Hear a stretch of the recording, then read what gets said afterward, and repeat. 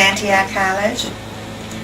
Actually, I didn't choose it. My father did, because I had never worked, and he thought that was a terrible thing. That, people should work, should know what it's like to go to work. And he heard about Antioch, and he's thought, she can study and she can work. But I really loved the working more than the studying. And I really loved Antioch. What he didn't know and what I didn't know was how liberal it was. And I had grown up in a country that was very conservative, where you changed your clothes for dinner, where you never wore a two-piece bathing suit, where you wore a cape over your bathing suit at the beach, and where you always looked right and dressed appropriately. And then I got to Antioch, and everybody was very avant-garde, and we were the only college in the nation at that time who was doing things that were a little different and a little ahead of our time. So, but I loved the education I got. They're wonderful professors. I sometimes wonder why I didn't major in something that would have been easier. Biochemistry was not easy. It was a lot of time in labs, a lot of studying. What did you intend to do with it? I was going to be a doctor. And you didn't have to major in something like that to be a doctor, so were women encouraged to go into at Antioch, women and men were treated very equally. Mm-hmm. And the head of the biology department was wonderful at being able to get people to medical school, especially into the University of Rochester. A lot of my classmates came to the University of Rochester. And that was in biology? No one really encouraged me to be a doctor. That one thing, my father encouraged me to do anything and anything I wanted.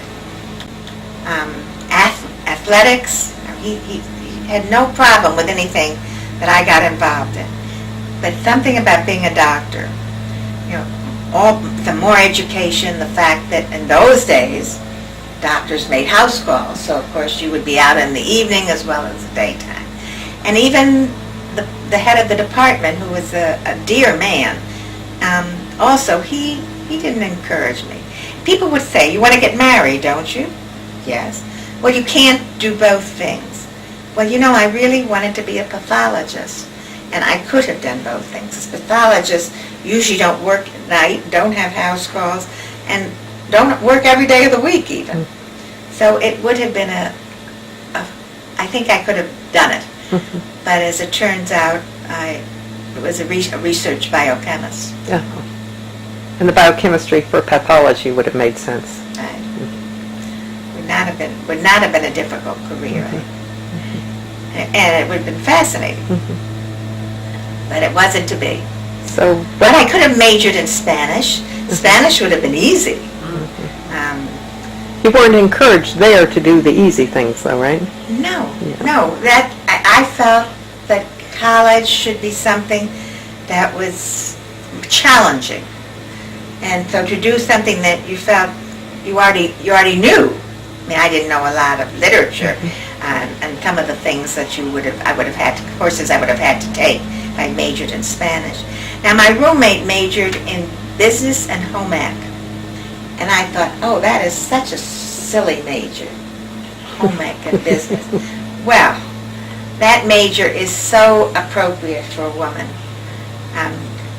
Doing things that we just seem to enjoy doing, like sewing and cooking and managing a household and combining it with business skills. She was so smart.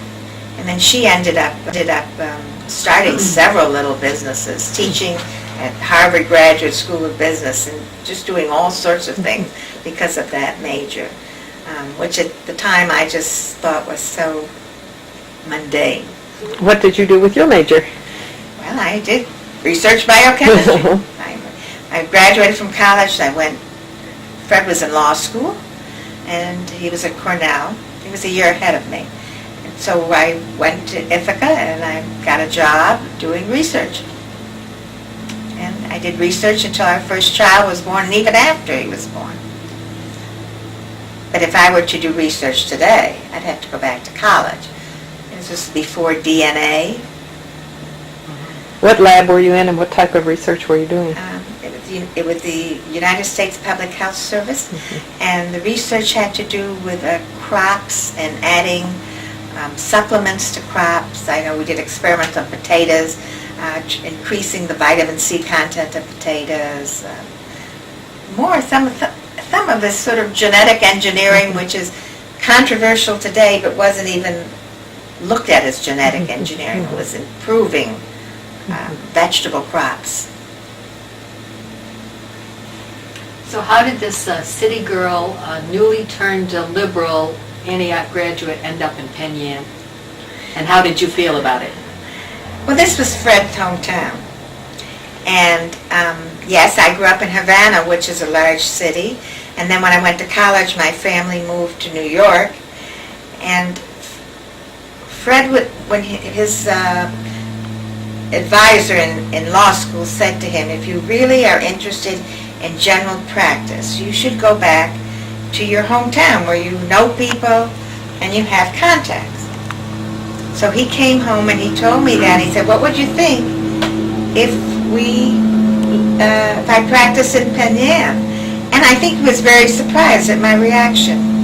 I had visited him before we were married.